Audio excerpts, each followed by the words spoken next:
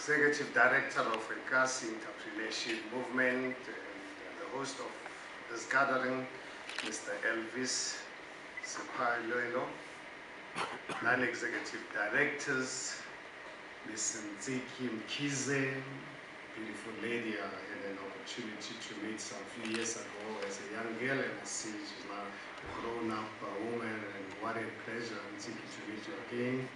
And Ms. Juliet Lidwaba, Board of Advisors of this great initiative, representatives of corporate South Africa present this morning, and most importantly, all of the entrepreneurs who have graced us with their presence this morning. Dumelang Kaofela, Sanibonani, good morning, and thank you very much for inviting me to speak to you at this all-important gathering. South Africa's townships were once envisaged as nothing but labor reserves from which our former oppressors could draw on a continuous supply of cheap labor. From the rural areas, they came with big dreams of life in the city, but theirs was to be a miserable existence of servitude, no basic human rights, and poverty wages. These apartheid era creations, which our people have today transformed into vibrant places in which to live, work and play, were meant merely as sleeping quarters for black workers after a long, hard day at work. Early in the morning, before the crack of dawn, these sprawling reminders of black underdevelopment would have emptied their inhabitants into cities' factories, as well as kitchens and gardens of the white suburbia. They would care for the children of others while their own were forced to endure long days, weeks and months without parents, and tend to the gardens of their bosses while theirs remained brown and dusty. Then too, others would generate wealth of which they would spend their entire existence lasting after to no avail. Today, ironically, our townships carry the hopes of our nation's economy. An army of hustlers, salespeople, manufacturers of various sizes and creatives do business from the very sides we were meant to strip us of our dignity. From technology startups to traditional businesses such as funeral parlors, with a slightly modern twist, they can all be found in any one of our townships. This did not happen by chance. It is in fact a testament to the grit and determination of our people to make it, no matter the odds. But more often than not, it is the same township that this once promising ventures ultimately die, never to grow beyond what they started out as. And an entrepreneur myself, I could not have suffered the same fate. In my entire life, I worked for an employer for a total of 30 months. I worked as far in Pretoria for 7 months, starting with earning 175 rands a month. SPAR may well have exploited me, but I can assure you, I used that opportunity to exploit SPAR, to gain experience, and to climb up the employment ladder. These early experiences taught me one thing: sometimes you just have to get on with it despite your circumstances. So I worked hard to gain the necessary experience at SPAR, and I started saving money for my future. Once I had acquired the necessary experience, I moved on to my second and last salary job with Matani Industries, whom I worked for 23 months. That opportunity allowed me to increase my savings and buy my first car in 1982. But before buying the car, I decided to get married because I realized at that tender age, with a brand new car and the kind of life that I lived was dangerous, and I needed stability in my life. So before buying the car, I decided to get married.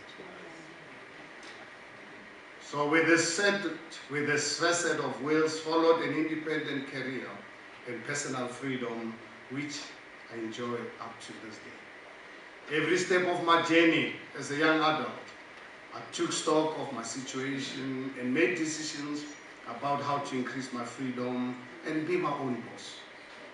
I wanted to be the master of my own destiny, so I started my own business career back in 1985, conceived the idea in 1984, and started manufacturing in January of 1985 in the so-called homeland of Bukutatswana called Harangu at the time.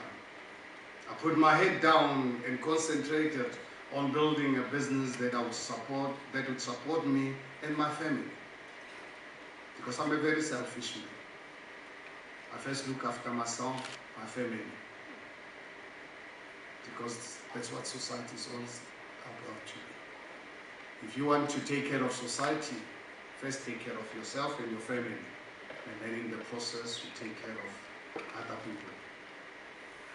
Though I was aware of the brutality of apartheid, I did whatever I could to stand against its destruction.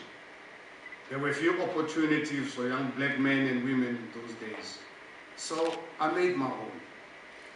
I encountered one restrictive business rule after another. So I broke them all. The apartheid government was hell-bent on keeping black men and women poor, but they clearly did not anticipate how determined some of us were to defy the system. Sales was my forte, so I applied for a job selling black hair products on a commission basis to sell to salons in the townships, because the black women out there were ready to be pimped. And I decided I'm going to pimp them for myself, not for this market. Through my success in this market, it soon dawned on me that there was a huge potential, so I began to dream big. I decided I would start my own business in the black hair industry and market. When I look back now, I realize how inexperienced I was. However, I also know that entrepreneurs go where the risk is. I was earning good money selling product on a commission basis. I had a good life and there was no reason for me to risk everything to start my own business. But I knew there was more to life than just earning a commission from someone else.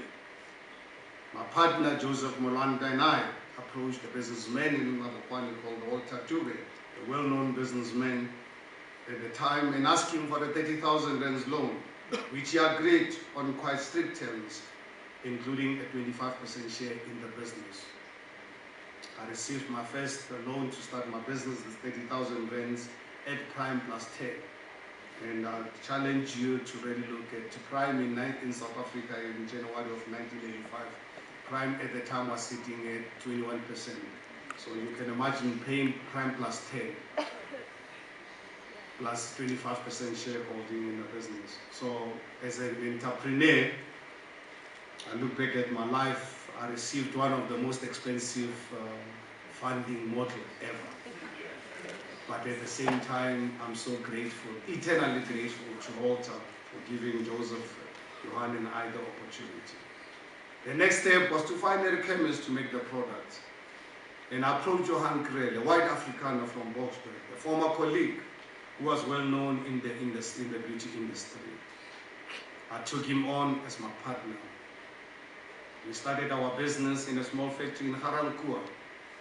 Johan was responsible for measuring the ingredients and the production, and Joseph and I, and my wife, were helping with the mixing of products in a factory 200 square meters, and go out and sell during the day. The business was fortunately enormously successful from the beginning. Sometimes I got really confident and tried to venture into other businesses, but not everything I tried was successful. By late 80s, by 1989, I'd already built my own factory, 6,000 square meter, state of the art, worth over 10 million rands. And you can imagine, just extrapolate 10 million rands in 1993 in today's terms.